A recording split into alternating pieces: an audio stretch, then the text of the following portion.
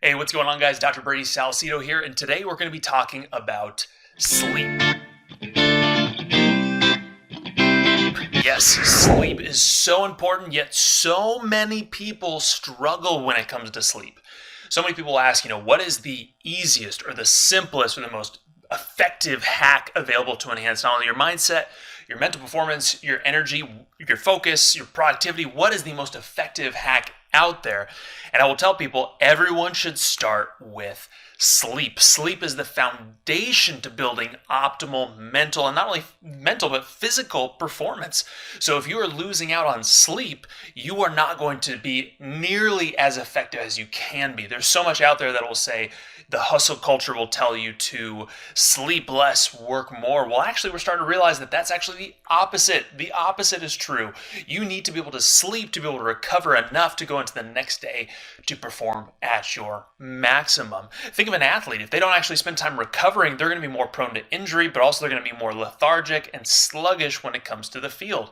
They need recovery just as much for their physical health as they do their mental health, and the same goes for you. I used to be one of those guys that thought if I slept more and worked more throughout the day, that I was actually going to be more productive in the long run. I was so wrong. What I found out was that the more days in a row that I got little sleep, I was actually less productive throughout the day as time went on. I was thinking that I was going to be adding more hours to my day, but what ended up happening is my brain was so fatigued and drawn out and more brain foggy that my focus actually strained throughout the day, and I was actually less productive. It was almost like I was taking that focus in that 2-hour chunk of time and spreading it over 8 hours. And I found that I was actually less productive by sleeping less, which is counterintuitive to what most people would think. And I found that when I got better quality sleep the night before, I was actually able to be 10 times more productive in a smaller window of time, which is so counterintuitive to what most people will tell you today. So I completely ditched that altogether and started focusing on getting great quality sleep and managing my time during the day more effectively so that I could get more done in a smaller window of time. Now, here's a secret about sleep that many people don't know. When you sleep and when you get great quality sleep, you're actually stimulating something called your glymphatic system. Your glymphatic system is the lymphatic system that's in your brain that helps to flush out toxins and wear and tear and this buildup that happens as you use your brain throughout the day. If you're not getting great quality sleep, guess what? Your lymphatic system isn't working well, and you're going to get this chronic buildup of toxins and stress that builds up in your brain. So when you wake up the next day, you're still going to be foggy, you're still going to be tired, and you're still going to be lethargic. The lymphatic system is really important to flush away all that toxin and debris that builds up throughout the day from using your brain to be able to wake up and go into the next day fully charged, ready to rock and roll, which is another reason why getting great quality sleep is so critically important. Now with this, I'm not talking about just getting more sleep. There are plenty of people out there who get lots of sleep, but because they have terrible sleep quality, they'll still sleep 10 hours a day and still feel like they're not recovered. So sleep time isn't the thing I really want to focus on here. The thing I really want to focus on is sleep quality. Sleep quality is so much more important than the amount of time that you are sleeping. If you sleep 10 hours a day, but you're getting poor quality sleep, it doesn't matter. I would much rather sleep 6 hours a day and get better quality sleep. So we need to be focusing on sleep quality over sleep quantity. So let's start by talking about what are the biggest roadblocks for people when it comes to getting optimal quality sleep. What are the things that are really going to throw off your sleep quality? And I want to start with one in particular, and that's going to be stress. More importantly, how well are you dealing with stress? And I want to hone in on something called cortisol. Cortisol is your stress hormone. It's the hormone that gets released when your body is under duress or it's more stressed than normal. Now, cortisol plays a big role in our circadian rhythm and our sleep cycles. As we sleep and as we go throughout our day, our cortisol levels are changing. But if you're under a lot of stress, you're going to notice that your cortisol levels will spike and really start to throw off that natural circadian rhythm and start to really throw off, one, being able to get to sleep, but two, the quality of the sleep that you are getting, which is why it's so important to really hone in on how well are you dealing with stress.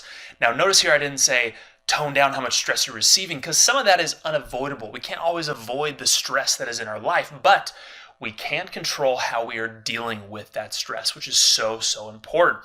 For example, we can have somebody who, let's say, has a little amount of stress, but they're just not dealing with it well. But you have somebody over here who has a ton of stress, but has a lot of these habits in place that help them better deal with that stress moving forward.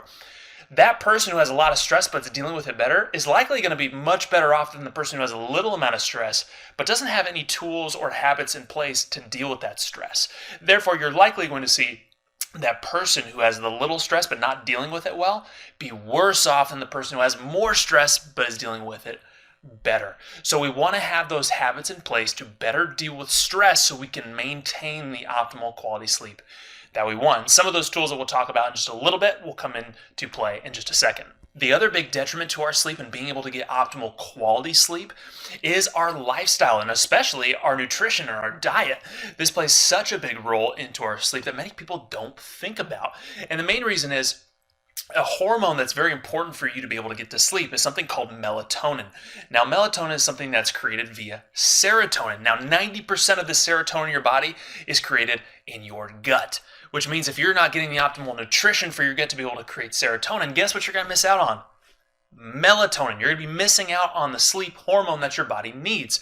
Now, there's other nutrients involved there that takes it from serotonin to melatonin, so we need all those other factors as well. So there's a lot of important pieces in our lifestyle and in our nutrition especially that play a big role in being able to create enough melatonin to get optimal quality sleep. The third thing that'll play a big role in lower sleep quality is going to be not getting enough exercise. Exercise is so critical for so many aspects of our life. I don't need to bore you with that. But one other thing that many people don't talk about is that exercise is really important for stimulating what's known as your parasympathetic nervous system. Not only that, but exercise is going to be very important for all the brain chemicals and hormones that we need for sleep and being able to regulate our energy levels. But I really want to hone in on the parasympathetic nervous system because that is your rest, relax, growth, and development. And again, this is going to come back to stress. So when you're not getting enough exercise, your body will have this tendency to get stuck more on the sympathetic side of your nervous system, which is your stress side of your nervous system. Exercise is a powerful way to pump the brakes on your nervous system, to actually create a calming response in your nervous system. And over time has shown that people who exercise more have a tendency to be more on that relaxed side of their nervous system and tend to get better quality sleep as a byproduct.